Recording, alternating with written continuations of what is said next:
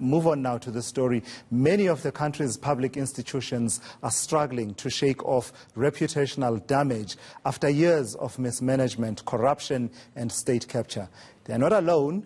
The private sector players, particularly in the auditing and consultancy fields, have been equally damaged. So, what's the link between ethics and reputation management, and how does it affect the bottom line? Joining me now is the founder and managing director of Reputation Matters. That's Regine Leroux, who joins me from our Cape Town studios. So it's an interesting thing to observe there, Regine, the link between ethics and drawing a line all the way to the bottom line. So ethics, reputation, and the issue of the bottom line. I imagine that in South Africa you have many entities licking their wounds in as far as, you know, how their ethics led to a fall in terms of the bottom line. What's the link between these three: ethics, reputation, and the bottom line?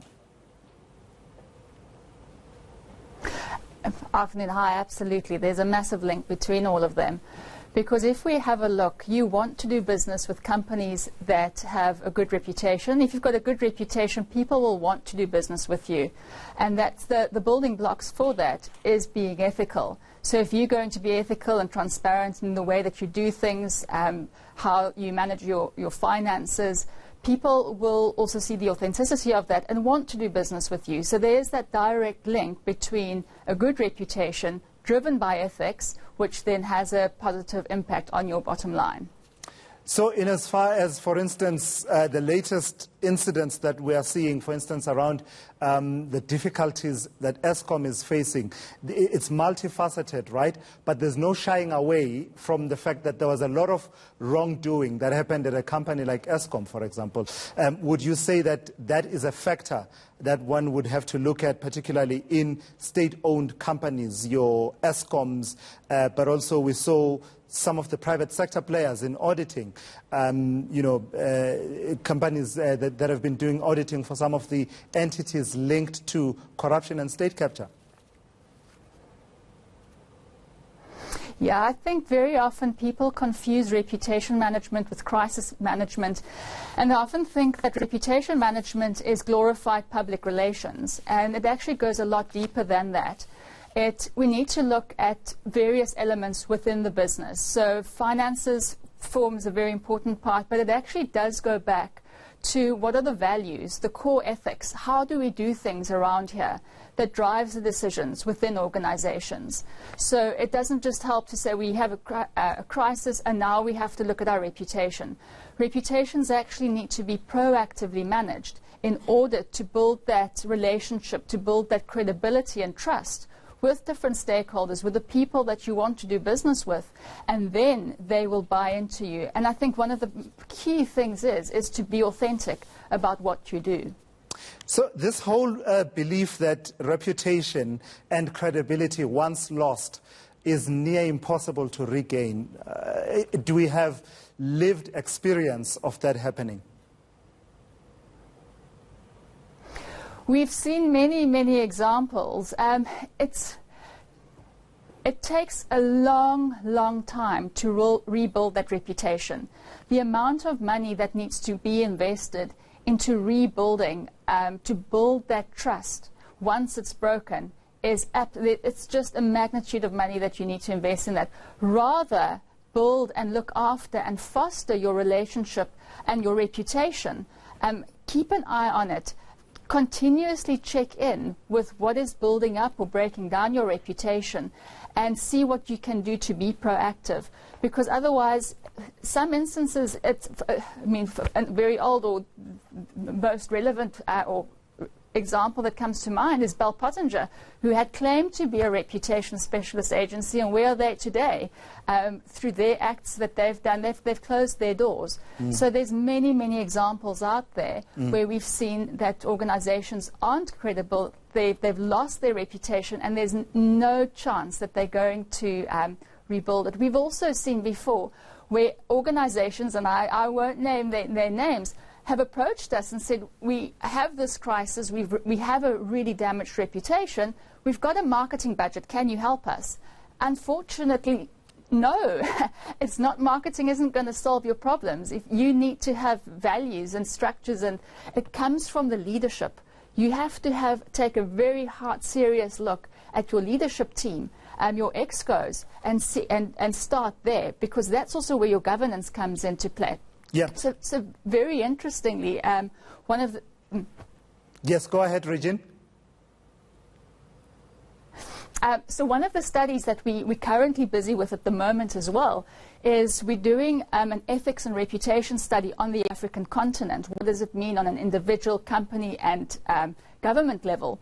And the results from last year indicated the importance, or the gap between how ethical CEOs or the higher management regard themselves versus the more junior people, that there's definitely a gap when we look at it at an organizational level when it comes to ethics within organizations.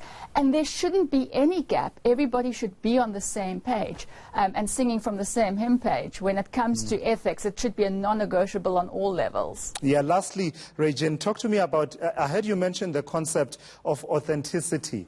And I imagine that this links to, transparency, that if you are authentic and transparent about some of the issues you are dealing with as an organization, that somehow builds a degree of trust with the public, that you are basically hiding nothing from them. And I recently observed, for instance, an organization of a different kind, the ANC in the Northern Cape, that in my view seemed to take the approach that says, when people point out a problem, don't deny it. Basically just acknowledge it and say, own it, and say, yes, there's a problem, yes, there's a problem. Does that strategy work, though, if it's not backed up by a visible fix to whatever problems, that organization, be it political, be it corporate, faces? Mm-hmm. Absolutely. It has to go hand in hand. It doesn't help to just give lip service, because then you're not going to be authentic. People are going to see straight through you, and you're going to lose all your credibility. So if you say that you're going to do something, do it. Be seen hands-on doing something about the issue.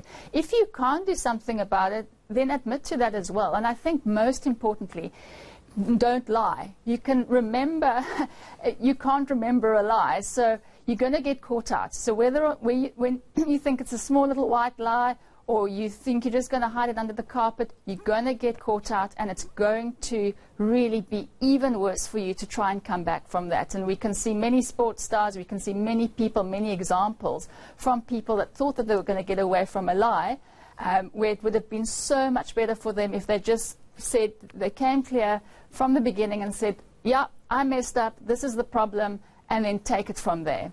If you are advising SAA right now, an airline that trades in an industry where reputation is built on being on time, on being efficient, and taking your passengers where they want to go, where you promised that you would take them, and right now they're having to cancel flights, and you hear the name of the company more in line with financial instability than you hear it alongside issues of winning awards for being efficient and on time and reliable. What would you say to them? How do they salvage a reputation at this particular point? So we're not working with them at the moment, and I think that one of the first things that come to mind, but this is just my personal opinion and how I would think, is if you can't do the flight, don't book the flight, don't book the seats, don't promise something that you can't deliver on. Rather just focus on the ones that you can deliver on, and focus and deliver well on what you can. Where we have the problem of over-promising and under-delivering, that's a massive problem, not just from the airline point of view, but for many businesses, just wanting to that over-promise and doing so much more damage, because then people don't want to do business with you. You are absolutely shooting yourself in the foot with your bottom line. So it's just do what you can, do it really well, because one of the key things that we always say to our clients from a reputation matters point of view, a reputation is built on consistency. You're either consistently good or consistently bad, but either way you are building a reputation for yourself. So make sure that what you're putting out there is of the highest possible quality that you can. All right. Thank you so much for that, Regine Leroux, and for sharing freely your advice to SAA. And I imagine that it applies equally to other SOEs, such as Eskom. Remember that promise? There would be no load shedding between the 17th of December 2019 and the 13th of January 2020. And guess what?